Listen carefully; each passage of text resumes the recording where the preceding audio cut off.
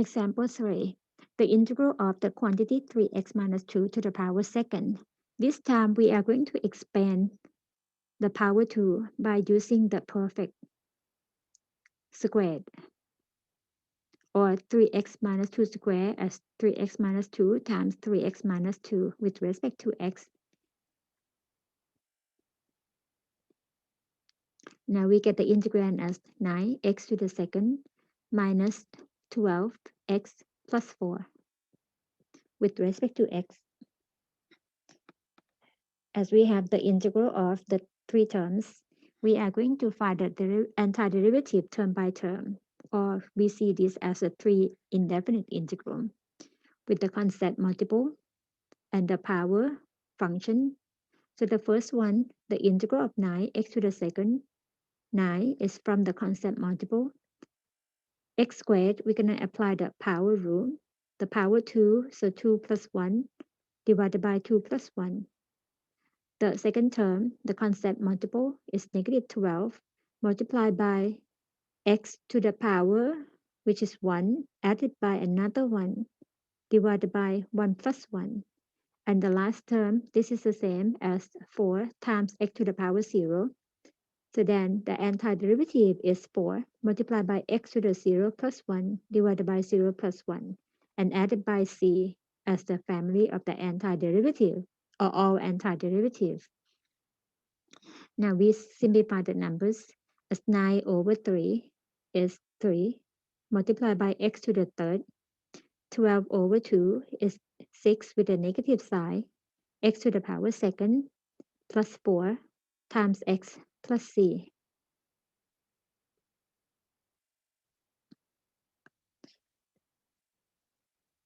And we're going to check the answer by finding the derivative of 3x to the third minus 6x to the second plus 4x.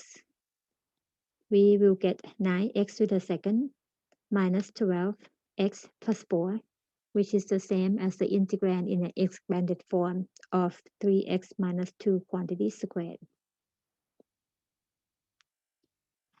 Next example, the integral of sine of 2x plus sine of x over 3 with respect to x. Use the antiderivative of the trig function as we think backward. What function that the derivative is sine or involving sine is going to be the cosine term. But it has to be a negative cosine because the derivative of the cosine x is negative sine x. As we think backwards, if the derivative is in a positive sign, so the function that you find the derivative must be in the form of negative cosine. And with the quantity 2x, as we think backwards, or the backward chain rule, while you apply the chain rule, you're going to multiply by the derivative of the inner function. Since we think backward, instead of multiply, we're going to divide by the derivative of the inner function, which is 2. So we're going to divide by the derivative of the inner function. And then same way for the second term, the function that the derivative is involving sine is the cosine. Again, put a negative for the cosine of the angle x over 3, then divided by the derivative of the inner function, which is 1 over 3, and then plus c. Simplify it to be negative 1 over 2 times cosine of 2x minus 3 multiplied by cosine of x over 3 plus c. And let's check the answer. The derivative of negative 1 over 2 times cosine 2x minus 3 times cosine of x over 3 plus c. Applying the chain rule, the derivative of the cosine is negative sine.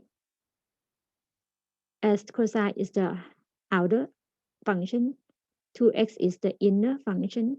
So multiply by the derivative of the inner, which is 2. And then the second term is negative 3 multiplied by negative sine of x over 3. And then multiply by the derivative of the inner function, which is 1 over 3. negative, positive, 2 and 2 reduce. We get positive sine of the 2x from the first term and then added by sine of x over 3 as the second term. Check.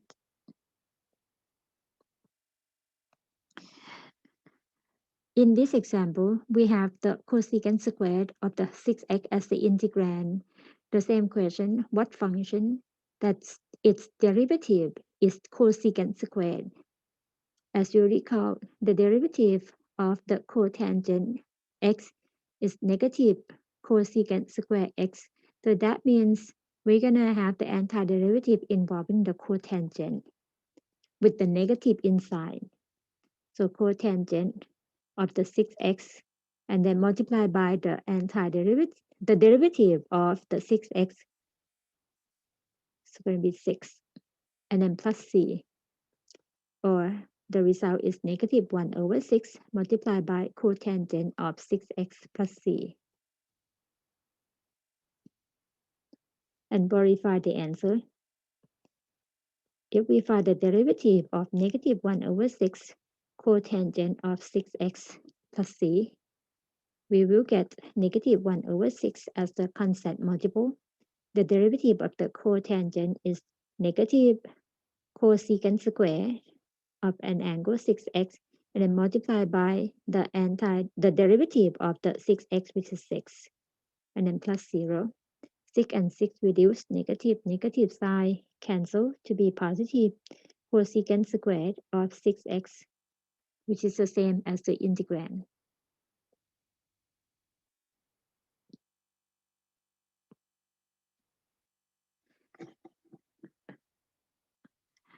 This integral, the integrand is sine x minus 1 divided by cosine squared x. This is involving the trig function dividing by the single trig function. So we are going to separate them into two fractions. The first one is sine x divided by cosecant square x. The second one is 1 over cosine square x with respect to x. After we split them, we just simplify by looking for the appropriate or the equivalent trig function for each term. Sine x divided by cosine square x, we can rewrite it as sine x divided by cosine x and then multiply by 1 over cosine x, while the second term, which is 1 over cosine squared, is the same as the secant square x. As we are going to think backwards, we have to think about what function that its derivative is secant squared. We know that we have to find the derivative of the tangent x to get secant squared. So the second term is good.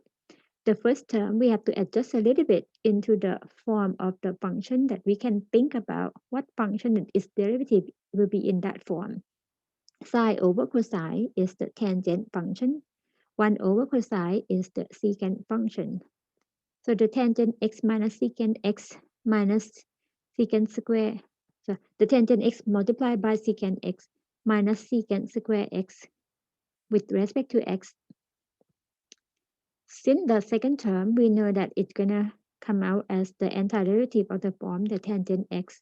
The first term, what function that its derivative is tangent x secant x, and the answer is secant x, and added by c.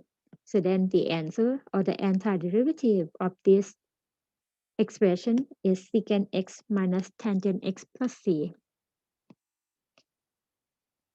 And check the answer. The derivative of the secant x minus the tangent x plus c equals secant x tangent x for the first term and then negative secant x squared for the second term plus 0. So we get the right answer.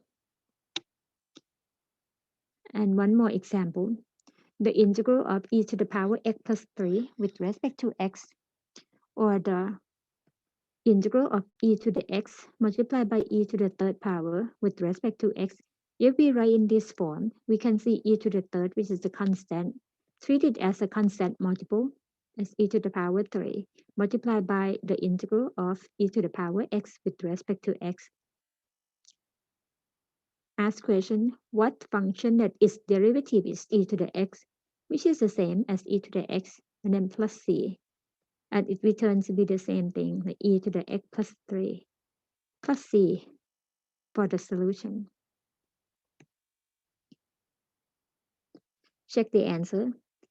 The derivative with respect to x of e to the x plus 3, if we are going to use the chain rule, we would get this as the derivative of e to the u, where u equals x plus 3.